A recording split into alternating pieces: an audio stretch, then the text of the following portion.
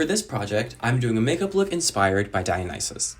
In the complete world of Greek mythology, Buxton told us that Dionysus's powers and spheres of influence involve wine, ecstasy, the madness of intoxication, and the exuberance and danger of animal and vegetable nature. He also explained that the god is associated with ivy, vines, the panther, and the theros, a wand of fennel bound at the end with ivy. For the makeup look I'm doing, I'll be using shades of purple for the shadow on the eyelids, a gold cream shadow for the liner, a green liner pencil for the under eye liner, purple cream shadow for under eye details, and brown shadow and black liner for the side details. I'll be using purple on the eyelids because Dionysus is often depicted wearing a purple robe. Purple is associated with wine and the fruit used to make wine, grapes. Now, Buxton already told us that Dionysus is the god of wine, but if you do a quick little Wikipedia search, you'll learn that he is also the god of the grape harvest and winemaking. Purple is also one of the colors associated with royalty and reverence, as is gold, hence the inclusion of the gold eyeliner and the bit of gold on the outer V, and the gold accessories at the end. To depict his close relation to vines and ivy, I will be using a green liner pencil to create vines under my eyes and purple cream shadow to create grapes on the vines. The final association of Dionysus that I will be incorporating is his relation to the leopard. The god and many of his followers are often depicted wearing the skin of leopards. He can also be seen riding leopards or a chariot drawn by the godly cats. To represent his association with the leopard, I will be using brown eyeshadow and black liquid liner to create a leopard print along my temples.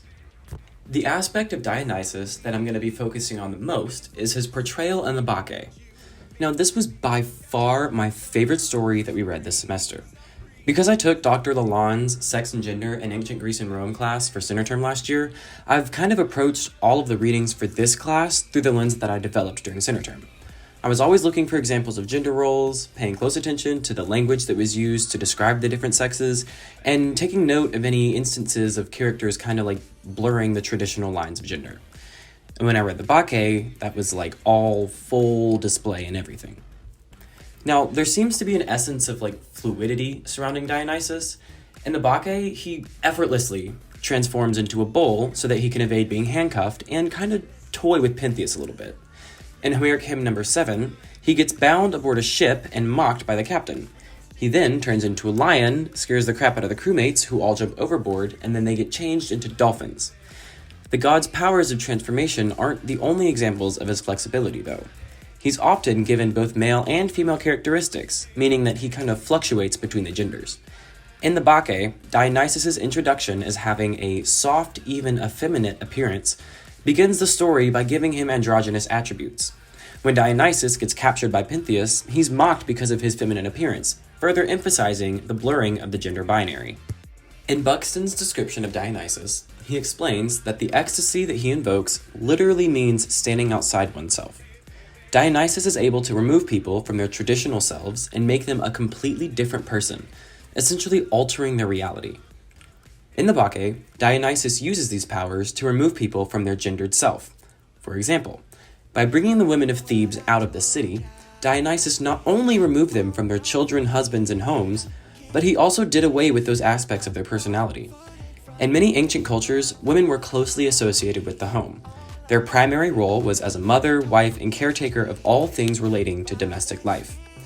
In the Bacchae, once the women of Thebes were removed from their homes and in the natural world, they walked around barefoot, wore animal skins, let their hair down, and adorned themselves with ivy and oak.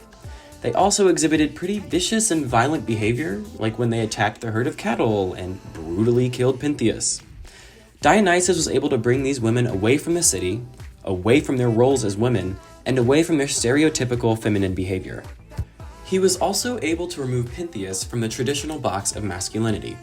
When Pentheus heard the messenger's story about the Maenads, he became really intrigued with the idea of seeing these wild women. Dionysus saw this as an opportune time to once again use his powers of ecstasy. He told Pentheus that he would not be safe if he went to see these women secretly and alone. Instead, Dionysus suggested that Pentheus dress as a woman to blend in with the Maenads. Now, at first, Pentheus was completely repulsed by the idea of separating himself from his masculinity, but after a little more convincing and a little godly influence, Dionysus got Pentheus to adorn himself as a woman with no complaints. Again, Dionysus was able to bring someone outside of their mind and beliefs to go along with his own plan. He brought Pentheus outside of his mindset of classic masculinity and was able to fully reverse his opinions on presenting as a woman.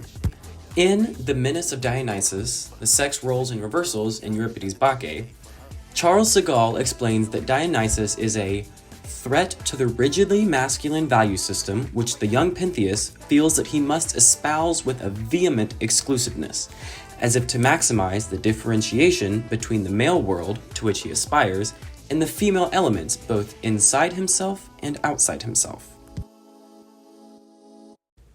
My approach for this project was very intentional. Now, from the get-go, I knew I wanted to do something involving Dionysus and gender. Originally, I was just gonna write a paper, but once I got the idea to do a makeup look, thank you, Reagan, for that, I knew I had to run with it. I mean, if I'm gonna talk about blurring the lines of gender, I might as well partake in it at the same time, you know? Now, there are a couple of shout-outs and thank yous that I have to give out before this is over. First, to Mia and Lucy for providing me with the crown, vines, and yes, the dress that I wore for the final look. Next, to Dr. Lalonde for creating an environment where I feel safe enough to share a project covering these topics. And lastly, to everyone who showed me support for this project. It really means so much to have people who celebrate and embrace the person that I am. The story of Dionysus and the Bacchae really left an impression on me because I can personally relate to breaking out of the traditional lines of the binary genders. For my entire life, I've never liked the things that most boys have liked. You know, I've never liked baseball, football, or cars, or like any of the other stuff that all of my guy friends were into. And as I've grown older, I've just kept straying farther and farther away from the box that boys are put in. In high school, once I realized and accepted the fact that I was gay, I started trying to embrace my more effeminate side, but because I was at a small, conservative private high school, I obviously couldn't do much externally for the sake of my safety. But when I got to college and finally found a community that embraced my differences, I was able to express myself in the ways that felt appropriate to me and comfortable for me. And now I've finally been able to explore and understand my own new identity as a genderqueer individual.